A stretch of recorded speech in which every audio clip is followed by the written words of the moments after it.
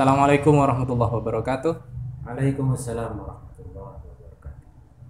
Eh, Sahabat-sahabat mahasiswa baru Universitas Nurul Jadid, selamat datang dan selamat bergabung di Universitas Nurul Jadid, universitas tercinta kita dan yang kita bangga-banggakan ini. Eh, Sahabat-sahabat mahasiswa, pada pertemuan kali ini kita akan membahas sedikit banyak tentang latar belakang atau tentang hal-hal yang berkaitan dengan keunujaan secara garis besar. Seperti yang kita tahu, Unuja ini merupakan fusi atau penyatuan dari 3 perguruan tinggi, betul Pak Haji ya? Yang cikal bakalnya sudah berdiri sejak lama sebelumnya, sudah sejak 1968. Kemudian bertahap setelah itu muncul 2 dan 3 perguruan tinggi. Ada IAI Nurul Jadid waktu itu, kemudian STT Nurul Jadid dan Sekolah Tinggi Ilmu Kesehatan Nurul Jadid. Baru pada 2017 kita bersepakat 3 perguruan tinggi ini untuk menjadi satu, lebur menjadi Universitas Nurul Jadid. Nah, ada banyak cerita menarik dan ada banyak hal yang mungkin perlu kita ketahui bersama sebagai pengantar, khususnya bagi adik-adik mahasiswa baru angkatan 2020 untuk mengenal lebih jauh tentang Universitas Nurul Jadid ini. Telah hadir di sini bersama saya Bapak Haji Hambali, Magister Pendidikan yang merupakan Wakil Rektor 1 bidang akademik dan sumber daya manusia. Baik, Assalamualaikum Pak Haji. Waalaikumsalam. Pak Haji sehat? Alhamdulillah sehat walafiat. Kita berada di masa pandemi Pak Haji, masa yang luar biasa lah. Tapi mudah-mudahan tidak mengurangi semangat dan giroh kita dalam bekerja, bukan begitu Pak Haji? Siap. Nah, sobat mahasiswa, sobat akademia, saya panggil Pak Haji saja ya, karena memang Boleh, silakan. ya saya kami Lebih terbiasa familiar, dalam ya. dalam bertegur sapa keseharian itu dengan sebutan-sebutan yang atau dengan panggilan-panggilan akrab. Pak Haji, Ya. Pak Haji ini sebelum jadi Warek 1 ini kan sudah lama berkarir nih di dunia pendidikan, khususnya di Nurul Jadid. Boleh cerita dong sedikit tentang pengalaman Pak Haji?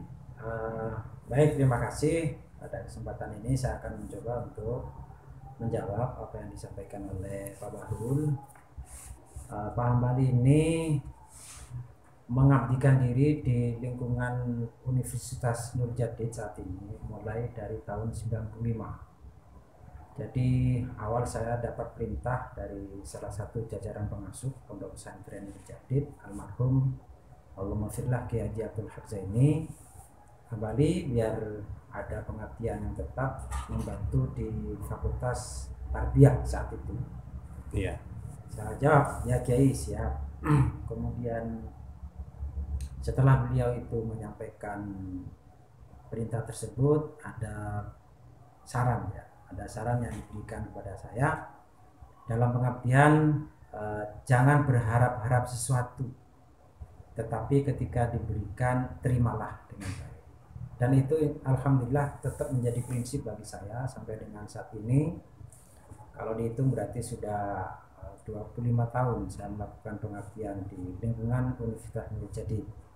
Awal karir saya menjadi bagian administrasi akademik, kemudian menjadi sekretaris jurusan waktu itu, kemudian menjadi ketua jurusan di pendidikan agama Islam, kemudian menjadi wakil dekan 1, kemudian menjadi dekan sampai saat ini. Saya alhamdulillah masih diberi kepercayaan oleh jajaran pengasuh Pondok Pesantren Nurul Jadid, khususnya rektor Universitas Nurul Jadid, untuk menjadi wakil rektor 1 bidang akademik dan sumber daya manusia. Ya. Mohon maaf tadi disebutkan jangan mengharap-harap sesuatu, yang dimaksud itu upah atau honor mungkin. Yang dimaksud itu upah atau honor atau pemberian dalam bentuk materi. Oh, baik. Alhamdulillah ketika saya mengimplementasikan prinsip itu, hati ini menjadi tenang. Orang yang tidak berharap-harap kemudian dikasih, ini kan rasa syukurnya luar biasa. Tidak seperti kalau kita berharap-harap, Kalau kita berharap-harap kemudian ternyata sesuatu jatuhnya yang nggak diberikan sesuai. itu tidak sesuai dengan harapan, yang terjadi adalah ya apa istilahnya, menjadi kecewa. Alhamdulillah itu prinsip yang beliau pesankan pada saya dan saya pegang sampai saat ini. Ya alhamdulillah ada keberkahan hidup saya rasakan, kemudian ada kebermanfaatan diri yang saya rasakan selama ini. Oleh karena itu saya merasa menjadi orang yang bermanfaat seperti ini ya karena faktor pengabdian saya di Nurul Jadid, dan sampai dengan saat ini masih belum ada sesuatu yang menjadi sebab bagi saya untuk berhenti dari Universitas Nurul Jadid. Demikian Pak. Kalau kita dengar tadi sekilas kan tampaknya ini menjadi spirit yang melatar belakangi karir Pak Haji selama ini dari bawah sampai sekarang jadi warik. Ini dalam konteks Unuja ya kita bicara, ini spirit ini individualistik sifatnya kah, atau maksud saya itu spirit yang Pak Haji rasakan sendiri atau memang secara kolektif ada kesadaran seperti itu? Kalau saya merasakan ini pertama individualis, tetapi ketika hal ini kemudian saya verbalkan, mudah-mudahan ini juga bisa tertular secara kolektif kolegial bagi para pengabdi yang ada di lingkungan pondok pesantren yang terjadi. Sebab ini saya kira akan menjadi satu prinsip bagaimana kita punya ketulusan, kita punya keikhlasan untuk mengabdikan diri kepada pondok pesantren Nurul Jadid melalui lembaga-lembaga yang ada di sana. Persoalannya bagaimana kemudian kita dapat mencukupi kebutuhan hidup, ini kan sebenarnya bukan urusan kita. Penting bagi kita adalah ketika kita terpanggil untuk mengabdikan diri secara ikhlas, secara tuntas, kita harus bisa laksanakan dengan baik apa menjadi tugas dan kewajiban kita. Persoalannya kita akan diberi apa itu kan sebenarnya bukan urusan kita. Menarik sebenarnya kalau kita bicarakan lebih serius soal itu, tapi mungkin di lain sesi akan kita kulik tentang bagaimana sih spirit kerja di lingkungan pondok pesantren dan sebagainya. Tapi kali ini kita ingin bicara lebih banyak tentang ini Pak Haji, tentang bagaimana Unuja itu sejak berdiri sampai ada sekarang ini, dan apa sih yang Unuja ini kan kampus berbasis pesantren, jelas itu kampus berbasis pesantren yang ya harusnya ada dong bedanya dengan kampus-kampus yang non pesantren. Nah kira-kira kalau Pak Haji sebagai warik satu melihat nih, sebagai insider tentu saja ya, sebagai pelaku di dalam, apa sih yang membedakan Unuja ini dengan kampus-kampus lain? Baik, terima kasih sampaikan. Kami menganggap, menilai dan merasakan dalam kehidupan sehari-hari bahwa kampus Universitas Nurul Jadid ini yang membedakan dengan kampus lain adalah di Universitas Nurul Jadid ini insya Allah akan terintegrasi dan bersinergi antara bagaimana upaya yang dilakukan oleh pihak kampus dalam ini adalah jajaran pimpinan, rektorat, dekanat, kepala lembaga sampai dengan seluruh sivitas akademika yang ada di sana itu untuk menyatukan kecerdasan intelektual, kecerdasan emosional, dan kecerdasan spiritual. Kami merasakan ketiganya ini insya Allah akan bisa diraih dengan baik di kampus Universitas Nurul Jadid. Hal yang dapat membuktikan bahwa ada upaya untuk mensinergikan ketiganya ini adalah adanya materi yang diimplementasikan dalam kurikulum Universitas Nurul Jadid itu, di samping kurikulum yang memang sudah sesuai dengan SNDT, kemudian ada kelebihan yang memang diorientasikan itu yang di dalamnya ditangani secara khusus oleh lembaga integrasi kurikuler, di mana di dalamnya adalah ada kurikulum keagamaan, kemudian ada kurikulum kebahasaan dan kurikulum keaswajaan dan kepesantenan. Saya kira ini yang hal yang dapat mensinergikan ketiganya itu antara bagaimana kita memiliki kecerdasan intelektual, kecerdasan emosional, dan kecerdasan spiritual. Ya. Itu. Baik, itu tadi kan cerita secara struktural mungkin ya. Artinya secara struktural itu terstruktur, ada upaya-upaya terstruktur, ada upaya-upaya yang terencana dalam mengembangkan tadi yang Pak Haji sebutkan tadi.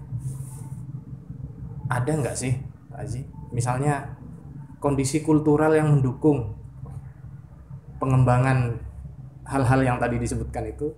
Baik. Karena ini kan basisnya pesantren nih, tentu ini kita secara a priori sudah bisa menduga mungkin ini mestinya ada kaitannya antara perguruan tinggi dan pesantren. Ya. Nah, selama ini di Unuja bagaimana? Nah, di Unuja itu yang sebenarnya sudah bisa kita rasakan bersama itu adalah etika. Ya, etika dalam berkomunikasi, etika dalam bergaul, etika dalam pembelajaran, di mana saling menghormati antar kawan, apalagi penghormatan yang diberikan oleh peserta didik kita itu kepada seluruh tenaga pendidik yang ada di lingkungan Universitas Nurul Jadid, khususnya ya kepada Duriyah. Yang hal ini sebenarnya secara tidak sengaja kemudian telah memberikan satu pembelajaran hidden kurikulum yang tidak ada dalam kurikulum itu, tetapi ini berperilaku dalam kehidupan sehari-hari, bertutur kata, kemudian bersikap, kemudian hal yang sebenarnya sangat menarik lagi di lingkungan Universitas Nurul Jadid itu suasana akademik, ya, suasana akademik antar pengabdi, mulai dari wakil-wakil rektor, kemudian para dekanat, kepala lembaga, sampai dengan pada karyawan. Ini sebenarnya secara struktural memang ada perbedaan, tetapi dalam berkomunikasi ini sama-sama pengabdi gitu ya.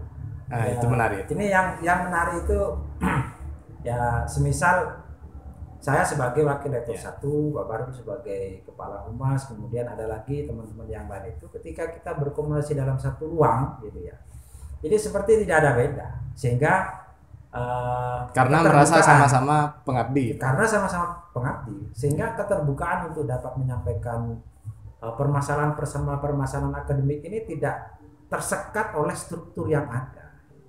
Ini saya kira menjadi salah satu kelebihan faktor kampus kita yang berada di lingkungan Pondok Pesantren Nurul Jadid.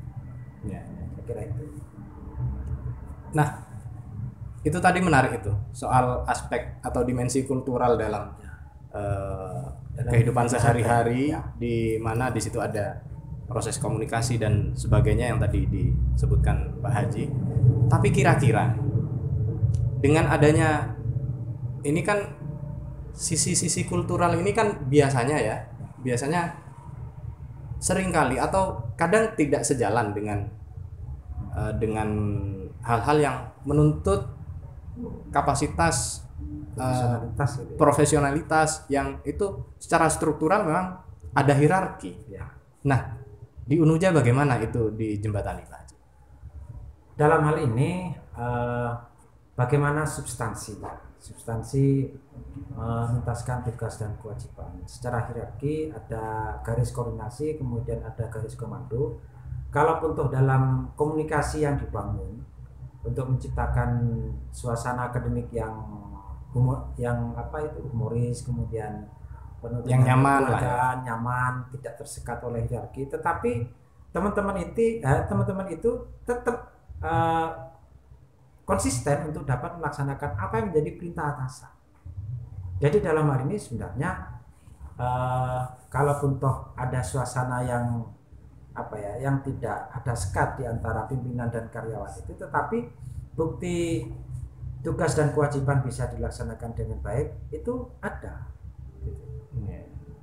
Nah, mohon maaf saya bertanya tentang itu karena ini ada kaitannya dengan visi Unuja yang salah satu kata kunci di dalamnya itu memiliki basis tata kelola unggul.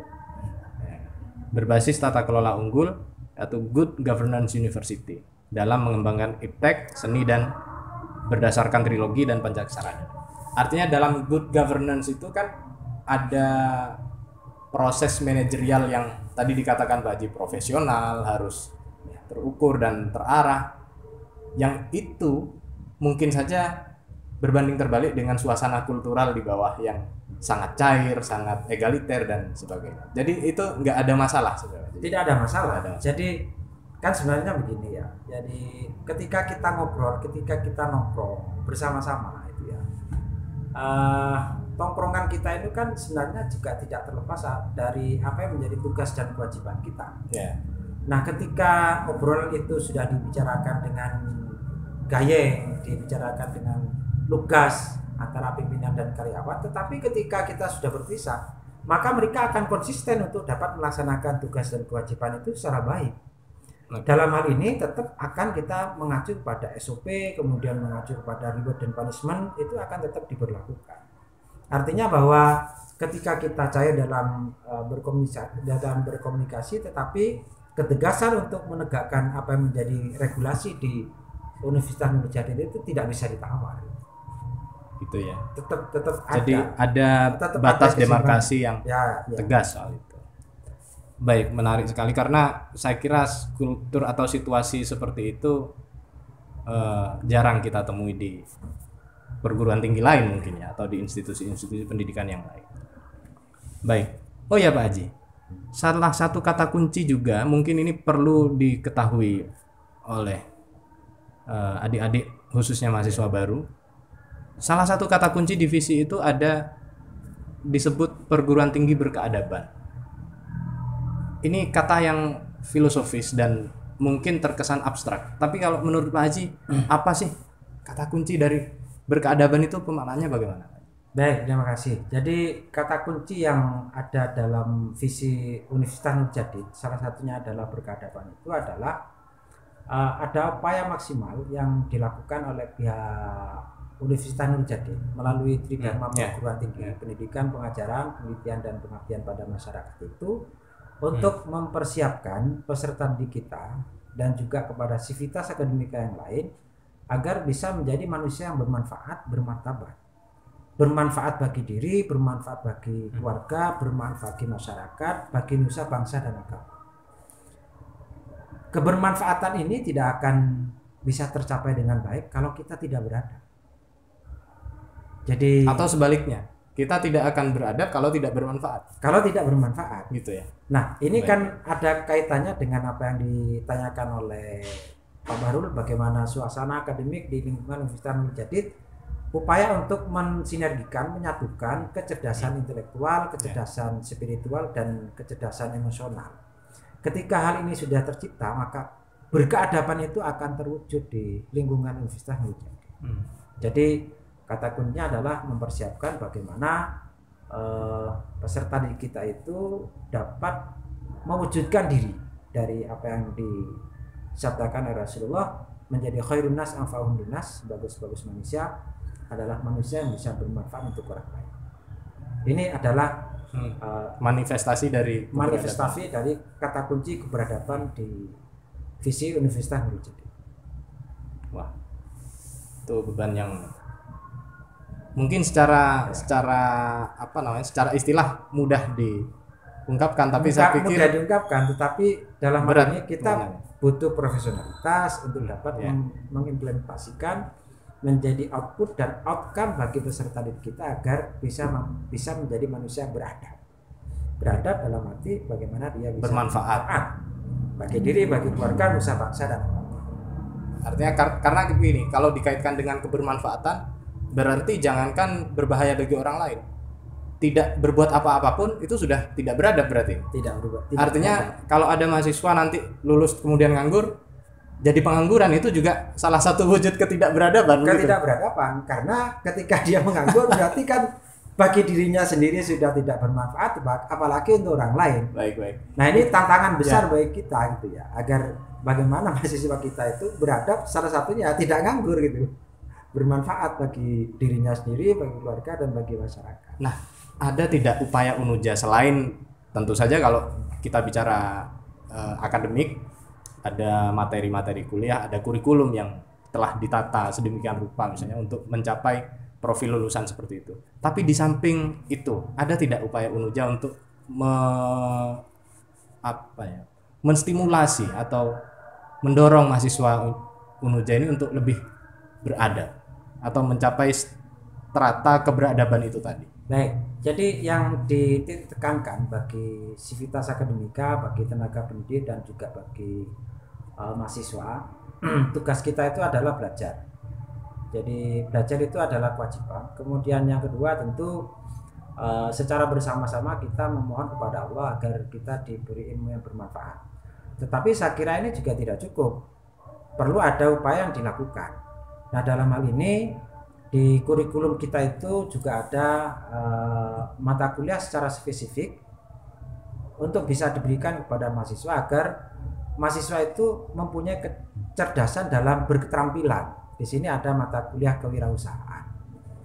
Jadi dalam hal ini sebenarnya kebermanfaat itu bisa ditangkap oleh mahasiswa kita. Syukur kalau dia itu kemudian dapat satu pekerjaan sesuai dengan linearitas prodi yang dia ambil, tetapi bisa saja dengan status kesarjanaan yang dimiliki oleh mahasiswa kita itu mereka juga bisa bermanfaat karena punya jiwa entrepreneur, punya jiwa kewirausahaan, punya jiwa keterampilan, punya skill-skill lain, di luar bagaimana jurusannya itu di luar jurusan yang dimiliki, bagaimana dia berpikir, berinovasi, berkreasi, menciptakan sesuatu yang tidak berguna menjadi berguna, sehingga kemudian hal itu bermanfaat bagi diri, bermanfaat bagi keluarga, dan bermanfaat bagi masyarakat, nusa dan bangsa dan agama. Nah, saya kira itu. Sobat Akademia, kalau Pak Haji atau Pak Warek satu tadi bicara soal inovasi, soal ini, saya pikir itu bukan omong kosong, karena terbukti Anda kalau datang ke Besuki, Pak Haji ini punya apotik, Pak Haji ya? Punya apotik, alhamdulillah. Jadi ya, magister pendidikan, punya apotik, punya usaha aluminium dan sebagainya, punya peternakan jangkrik, punya peternakan burung, ya Pak Haji, kambing juga. Ya. Alhamdulillah. Jadi itu inovasi. Baik, Akademia Unuja, khususnya adik-adik mahasiswa baru tahun 2020, sekilas tentang Unuja mungkin sudah kita dapatkan dari diskusi atau dari perbincangan saya dengan Warek satu tadi. Tentu saja ini tidak cukup untuk menggambarkan tentang kompleksitas situasi dan kondisi yang ada di Unuja, tapi mungkin ini bisa menjadi pengantar untuk adik-adik Civitas Akademia Unuja, untuk adik-adik mahasiswa baru khususnya, agar ke depan bisa lebih semangat lagi dalam menuntut ilmu di Unuja dan lebih mengenal lagi alma mater tercinta kita ini. Terima kasih atas waktunya Pak Haji. Sebelum ditutup, satu pesan kepada adik-adik. Silakan. Belajar adalah kewajiban. Kemudian jangan lupa berdoa kepada Allah agar diberi kelancaran dalam belajar dan diberi ilmu yang bermanfaat. Salah satu syaratnya adalah jangan sakiti hati orang tua dan jangan sakiti hati guru. Mudah-mudahan kalian lancar, sukses dalam belajar serta diberi ilmu yang bermanfaat. Saya kira demikian Pak Baru. Terima kasih Pak Haji. Assalamualaikum warahmatullahi wabarakatuh. Waalaikumsalam.